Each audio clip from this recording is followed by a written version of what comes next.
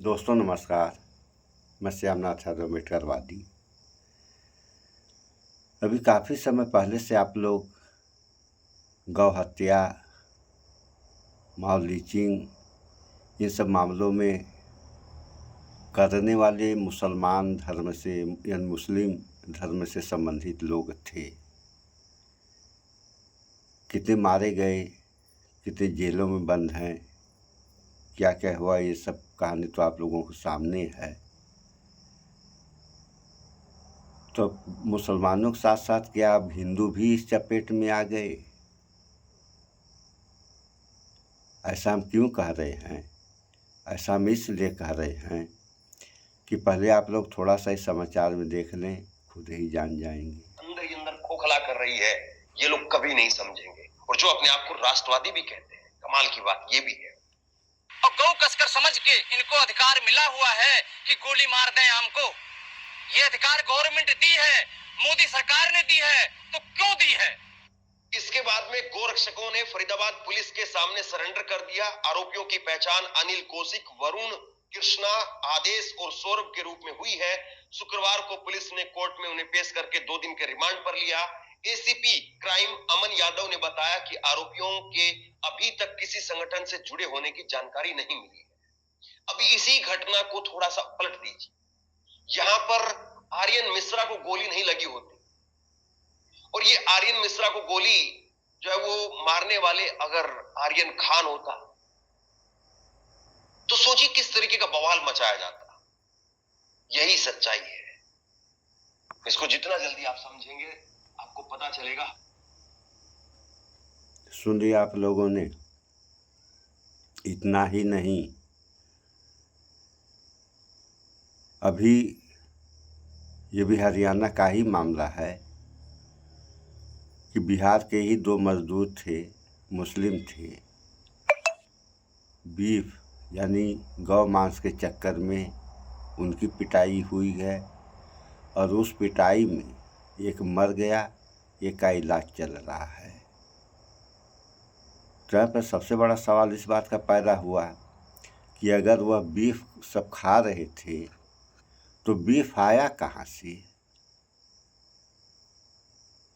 इसमें सबसे बड़ा सवाल ये है कि राज्य हरियाणा है और बीफ का मतलब गाय का मांस से होता है।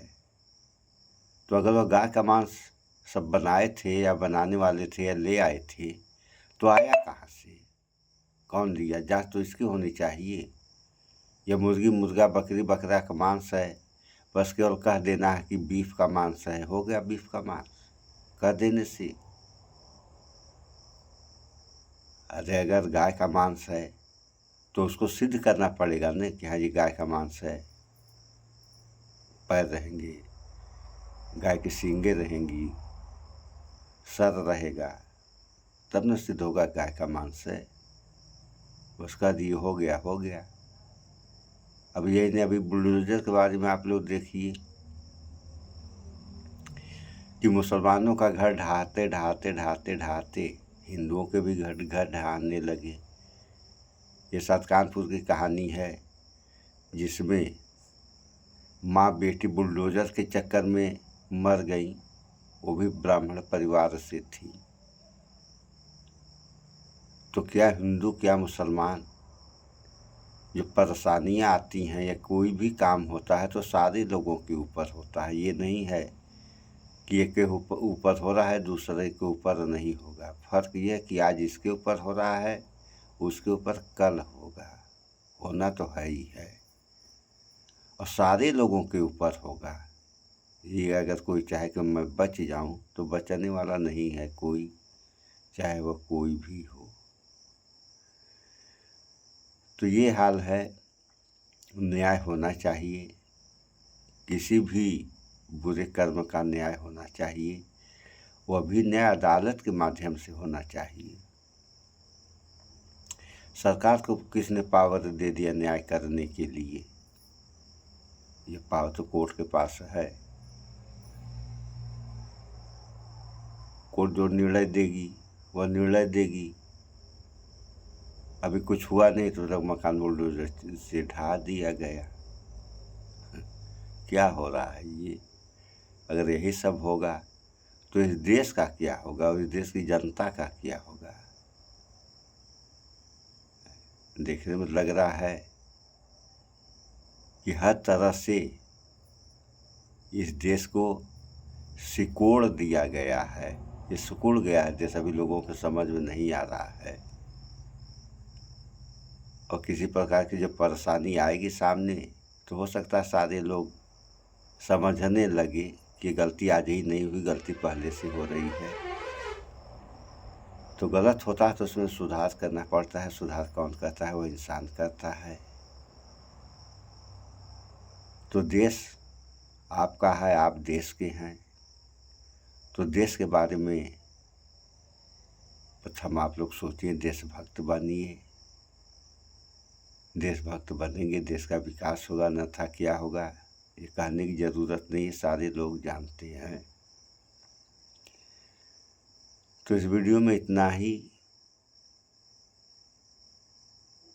लेकिन हाँ इस पर विचार करें आप लोग कि पहले कहानी शुरू हुई मुसलमानों से और हिंदुओं में घुस गई, तो वहाँ ख़त्म होगी, यानी मुसलमानों से ख़त्म होगी तो यहाँ भी ख़त्म होगी, वहाँ जारी रहेगी तो यहाँ भी जारी रहेगी। तो ये सब क्यों हो रहा है, इस पे आप लोग विचार करें कि ये सब ऐसा होना नहीं चाहिए। अभी आर्यन के पिता ने कहा ने, आप लोगों ने सुना, तो इन लोगों को मारने का अधिकार कौन दे दिया?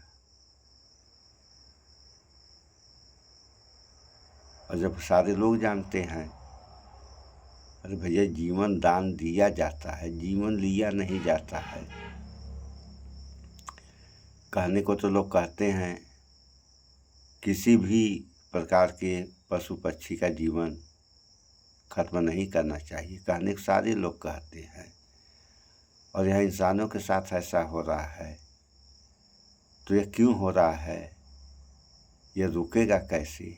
इस पर विचार करें आप लोग, और विचार करते रहें, तब परिणाम निकलेगा। अन्यथा क्या हो रहा है या क्या हो जाएगा आप लोगों के सामने है। तो इस वीडियो में इतना ही। स्वच्छता अपनाएं, शुद्ध खाएं, स्वस्थ रहें, शिक्षित बने। जय विज्ञान, जय संविधान। नमस्कार।